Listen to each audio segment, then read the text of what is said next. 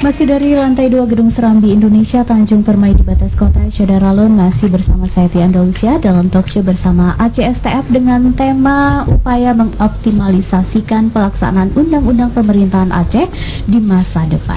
Saudara Lon sudah hadir di studio Serambi FM. Narasumber kita ada Bapak Dr. Otto Syamsuddin Ishak, kemudian ada Bapak Juanda Jamal ST dan juga Ibu Hema Marleni SE MSI AK. Oke. Panjang banget ini, luar biasa ini ya. Oke, dan Saudara Lon, seperti yang sudah disampaikan tadi bahwa hasil dari FGD dari yang diadakan oleh ACSTF ini sudah menghasilkan beberapa pemikiran dan juga pernyataan yang sudah tertuang. Jadi ada 5 pemikiran yang sudah berhasil dirangkum, dan mungkin kita minta kesediaan dari Pak Otto untuk menjelaskan tentang poin yang pertama ini Pak, yaitu menyiapkan semua produk regulasi turunan dari Undang-Undang Nomor 11 Tahun 2006 tentang peraturan pemerintah, perpres dan kanun, khususnya regulasi yang sudah ditetapkan agar dilakukan review kembali jika substansi dari regulasi tersebut sulit dilaksanakan ataupun tidak sesuai dengan substansi perdamaian, pembangunan kesejahteraan rakyat atau RPJMA, dan juga rencana pembangunan jangka panjang. Silakan Pak Otto. Saya kira soal regulasi ini ya, orang kadang-kadang berbicara secara umum gitu loh. Misalnya berapa jumlahnya, kuantitatif ya, tidak berbicara masalahnya pada regulasi pada level mana atau yang paling dibutuhkan dalam implementasinya. Misalnya ya kan, soal KEK misalnya, itu pada regulasi pada level apa yang dibutuhkan sehingga KEK ini bisa jalan, misalnya begitu. Atau pengalihan transisi dari perusahaan lama ke perusahaan baru gitu. Nah, itu jadi ada dua hal. Itu pertama. Yang kedua, ada regulasi yang sudah dijalankan. Nah, tapi tidak ada evaluasi apakah dia fungsional atau enggak, gitu kan? Misalnya apa soal Wali Nanggro misalnya. Nah, ya dia tanggung jawabnya apa? Tupoksinya apa? Tugas pokoknya apa Wali Nanggro ini? Jalan enggak? Yeah. Ya. Yang ketiga mungkin perlu ada pembaharuan dari regulasi yang ada misalnya kan. Nah, kalau selama ini macet, nah lalu apa harus direview lagi ya kan, sesuai dengan kondisi sekarang. Nah, misalnya lagi tadi ngomong soal kemiskinan. Dana otsus itu ada proporsinya. Untuk kemiskinan ada, untuk UMKM ada dan sebagainya. Nah, kenapa itu tidak diregulasikan dalam artian sekian persen untuk UMKM misalnya? Sehingga tidak memang dana otsus itu seperti Pak Juanda katakan tadi, itu hanya untuk membantu misalnya kan pengembangan SDM berapa, untuk kemiskinan berapa persen dan seterusnya. Saya kira itu penting juga alokasi. Jadi itu kita belum ngomong soal strateginya. Misalnya ada kemiskinan, strateginya apa untuk mengentaskan kemiskinan? Kita tanya lagi, kemiskinannya itu karena apa? Atau apakah faktor struktural atau kultural? Karena kalau kita lihat bahwa konflik itu menyebabkan kemiskinan. Kemudian tambah tsunami, berarti 2 kali kemiskinan. Ya kan? Kemudian tidak ada alokasi untuk kemiskinan, berarti 3 kali kemiskinan. Ya kan, seperti itu. Tidak ada strategi untuk mengentaskan kemiskinan, berarti miskin 4 kali orang Aceh ini kan, gitu terus ya kan.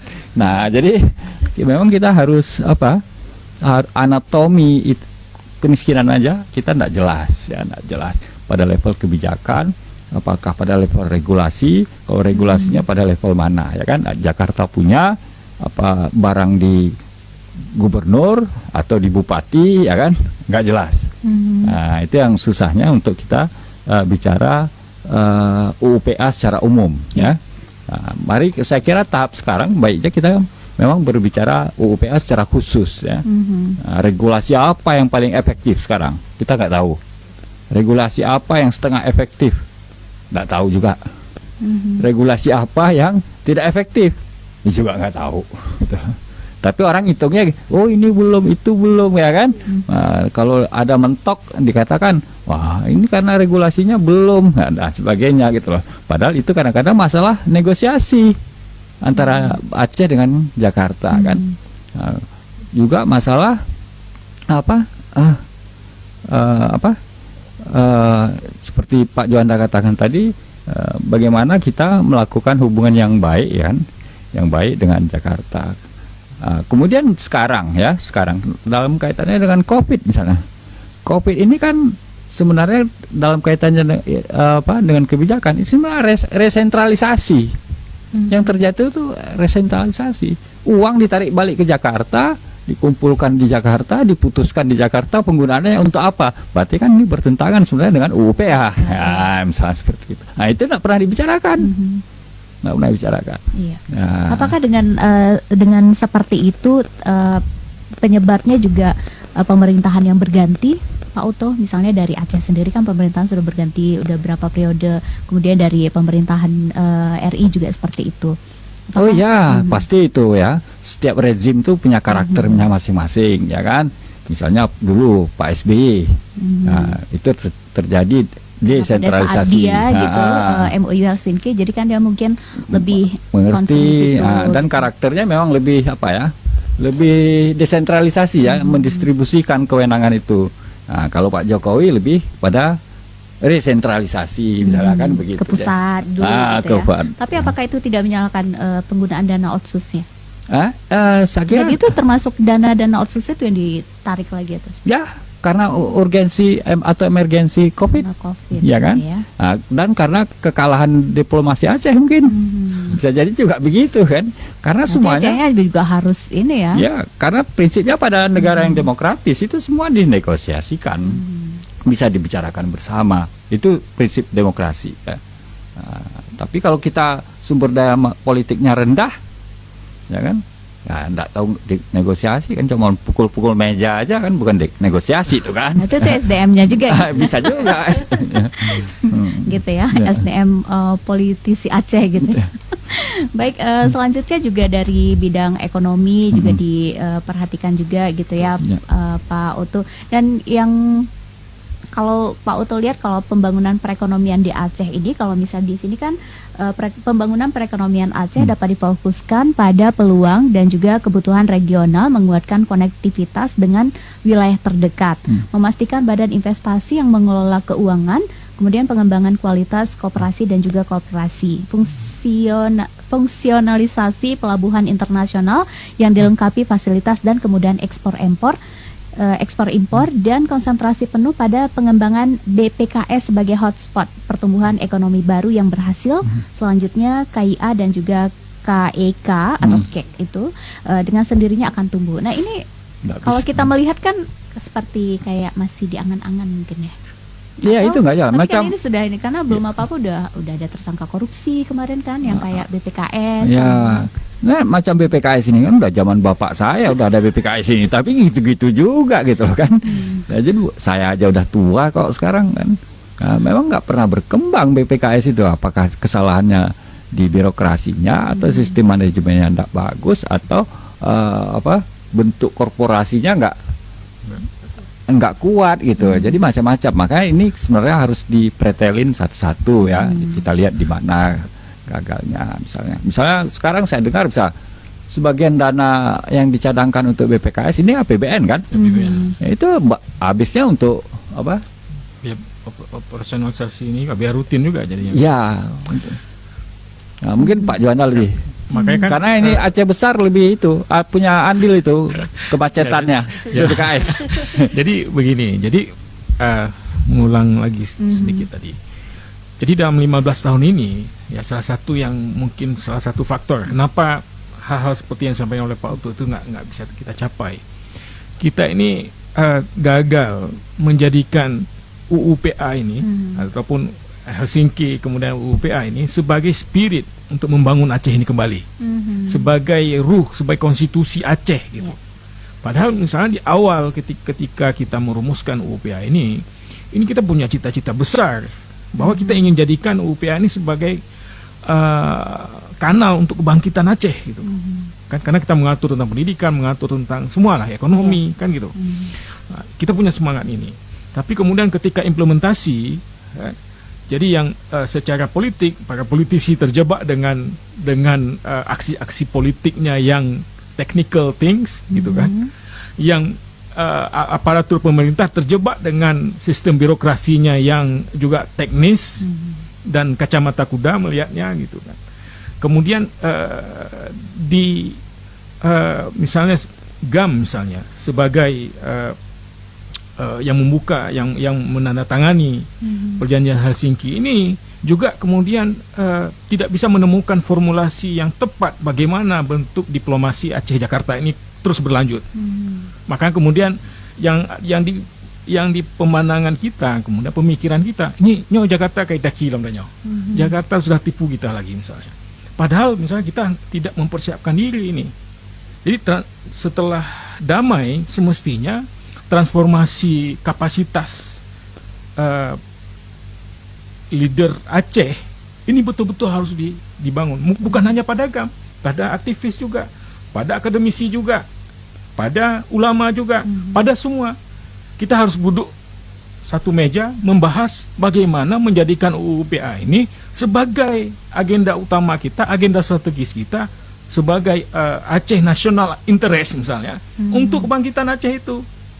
Misalnya ketika kita hadapi misalnya permasalahannya adalah kita nggak bisa ekspor karena pelabuhan masih dikelola oleh Pelindo. Bagaimana langkah solusi kita supaya keran ekspor ini bisa kita buka? Yang kemudian kita mengulangi lagi kejayaan perdagangan Aceh Pineng, perdagangan Aceh Kuala Lumpur, perdagangan Aceh Satun misalnya. Ini bisa kita ulangi. Jadi upaya bersama ini yang kita luput untuk menemukan spirit ini, mempertemukan spirit ini.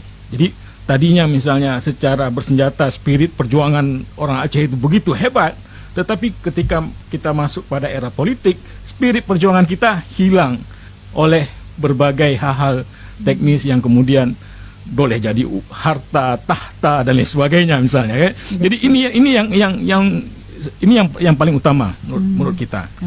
Jadi makanya kemudian seperti kata Pak Utut tadi, kita mesti pilah-pilah lagi ini apa agenda strategis ekonomi kita, apa agenda politik kita, apa agenda pendidikan, budaya kita, gitu kan, supaya struktur kebudayaan Aceh yang kolaps, yang runtuh akibat perjuangan panjang itu, kita bisa bangkit lagi, bisa bangun lagi, generasi kita bisa. Apalagi hari ini kita menghadapi COVID lagi, jadi semakin terpuruk kita gitu kan. Tapi sebagai orang Aceh yang punya spirit perjuangan yang tinggi, yang punya nilai-nilai ini, saya yakin kita bisa menemukan jalan itu gitu. Jadi kalau kita lihat UU PA itu 273 pasal, ada 40 bab misalnya yang mengatur hampir keseluruhan. Jadi ini sebenarnya bentuk sebuah negara gitu kan gitu. Jadi bagaimana perspektif bernegara kita terbangun dalam setiap pemikiran dan perilaku tindakan kita dalam menjalankan UU PA. Ini yang menurut kita ini yang hilang gitu dalam 15 tahun ini. Makanya kemudian semua kita terjebak pada hal-hal teknis. Kurang bersatu. DPRK terjebak dengan dana aspirasi misalnya. Dia habis masa untuk mengurusi itu. Terjebak dengan SPPD misalnya. Begitu juga dengan birokrasi, terjebak dengan bagaimana menghabiskan anggaran rutin yang begitu tinggi. Kalau kita lihat misalnya biaya rutin pembangunan itu sangat tinggi, bahkan 80%, kan? 20% untuk pembangunan. 80. Jadi 70 sampai 80% untuk sisanya baru untuk pembangunan. Jadi kita bisa bayangkan apa yang terjadi dengan Aceh kalau seperti ini mengurusi Aceh gitu. Jadi bagaimana sekarang ini kita mesti perbaiki. Jadi kita mesti pertemukan lagi. Maka kemudian seperti kata Emma tadi di awal, ini multi stakeholder, kita pisahkan misalnya pertemuan-pertemuan kecil, tapi hasilnya ini mau kita nanti akan kita buat misalnya tahun depan kita akan buat multi stakeholder forum yang menghadirkan GAM, menghadirkan ulama, menghadirkan semua komponen ini. Ini situasi kita, bagaimana ini kita langkah ke depan. 7 tahun lagi dana otsus tersisa. Kan gitu. Apa exit strategi kita? Kan? Kenapa? Karena dana otsus ini semua kecil dibandingkan misalnya ketika kita mengelola sumber daya alam kita yang besar. Jadi kalau sumber daya alam Aceh ini kita kelola dengan benar, dengan manajemen yang benar, ini kita bahkan bisa dapat 10 bahkan 20 kali lipat daripada dana otsus itu. Nah, ini yang Iya, yang tantangan besar. Jadi potensinya kita sangat besar. jangan terjebak dengan dana otsus yang Iya. kecil ini gitu. Oke, ini misal mau diperpanjang silakan. Tetapi bagaimana kita memperpanjang ini, kita harus memiliki exit strateginya kan gitu. Dalam masa misal 7 tahun ke depan. 2 tahun ini bagaimana kita pastikan misalnya gini. 72% masyarakat Aceh itu di pedesaan, ya. 65% adalah petani. Jadi bagaimana sekarang kita fokuskan dana pembangunan untuk meningkatkan kualitas produksi dari sektor real, kan gitu. Anak-anak muda Aceh yang pintar-pintar itu dikirim misal keluar, mereka belajar, bangun network, perkuat keacehannya. Jadi di sana mereka belajar sekaligus membangun network. Ketika mereka pulang, mereka sudah siap dengan apakah mau manufaktur misalnya, mau ke industri misalnya. Sustainability produksi juga sudah terjamin misalnya ketika. Jadi harus ada roadmap nih dalam 7 tahun ini ke depan gitu. Kalau ini nggak dirumuskan, ini apa yang akan terjadi? Kan gitu. Jadi bukan kemudian kita hanya mengeluh seperti kata Pak Oto tadi, kemudian menyalahkan orang lain dengan ketidakmampuan kita. Tetapi bagaimana sekarang kita konsolidasikan kekuatan kita untuk bisa keluar dari situasi ini. Ya. Oke, jadi jangan stuck aja gitu sampai di sini, ya udahlah pasrah aja gitu 7 tahun lagi dana otsusnya. Jadi kita kira-kira mau dibuat apa gitu ya 7 tahun lagi. Jadi nggak seperti itu ya. Jadi harus cari jalan keluarnya. Jadi misal gini, bicara tentang kemiskinan tadi, kan? Ini sebagai contoh misalnya, kalau kita menggunakan prosedur pengelolaan keuangan kita hari ini, itu saya pastikan ya, misalnya kalau pagu 1 ekor sapi itu 10 juta, yang sapi yang masuk ke rakyat itu 4 juta. Kenapa? Karena 6 juta lagi itu habis di tengah jalan. Kalau dengan sistem seperti ini, makanya seperti kata Pak Oto, bagaimana kita bisa merumuskan sebuah regulasi yang kemudian memastikan misalnya pagu 10 juta paling tidak misalnya 9 juta itu, sehingga sapi yang dipelihara oleh masyarakat itu betul-betul bisa membebaskan masyarakat ini dari kemiskinan. Jangan tekor lagi masyarakatnya ya, kasih gemuk lagi sapinya. Begitu. Kan keluar duit lagi. Jadi misal pemerintah membuat namanya program UPO misalnya. UPO ini untuk pembuatan pupuk kompos. Nah, harapan kemudian ada industri kompos misalnya untuk memulihkan persawahan kita misalnya. Tapi sapi yang kemudian masuk ke situ itu sapi harga 4 juta. Kita perlu dalam 1 hari misalnya itu 60 kg limbah kotoran sapi. Kalau sapi yang 4 juta ini paling 1 kilogram pun nggak keluar ya. Kalau sapinya nggak kenyang, yang gimana mau keluarin? Jadi situasinya seperti itulah. Jadi ini yang harus dirubah. Ini yang harus dirubah. Jadi regulasi itu jangan terjebak kata Pak Oto pada angka. Tetapi kita harus melihat lagi substansinya, itu bisa mengentaskan kemiskinan, substansinya itu bisa menghidupkan meningkatkan kualitas produksi padi, produksi gabah dan sebagainya, bisa mendirikan industri, bisa membuka pelabuhan untuk bisa kita ekspor. Karena bayangkan ya, pasar kita bilang kita nggak ada jaminan pasar. Malaysia itu ada 23.000 kedai tom yam orang Patani. Ya. Ada sekitar 13 atau 15.000 kedai runcit. Orang Aceh itu. Nah, jadi yang menguasai ekonomi menengah ke bawah di Malaysia itu 2 bangsa ini. Thailand dan ini ya, Aceh. Patani sama Aceh. Patani dan Aceh. Thailand Selatan. Jadi kalau kita 23.000 kedai tom yam, dalam satu kedai itu 1 hari butuh 1 kilogram serai misalnya ataupun jeruk nipis. Jadi berapa kebutuhan mereka? Kalau ini kita buka, petani kita bisa kita hidupkan, apa yang akan terjadi? Nggak perlu dana otsus. Jadi regulasi-regulasi ini yang kemudian harus dibangun. Kira gitulah kan. Oke, luar biasa ini. Memang ini merupakan hal yang sangat luar biasa karena akhirnya kita mendapatkan penyebabnya, terus juga bagaimana langkah ke depan pastinya ya. Dan Saudara Lun, untuk Anda yang ingin bergabung silakan di 0651637172 atau WhatsApp di 0811689020. Kita bakal kembali lagi dalam talk show bersama ACSTF. Namun sebelumnya kita simak dulu pesan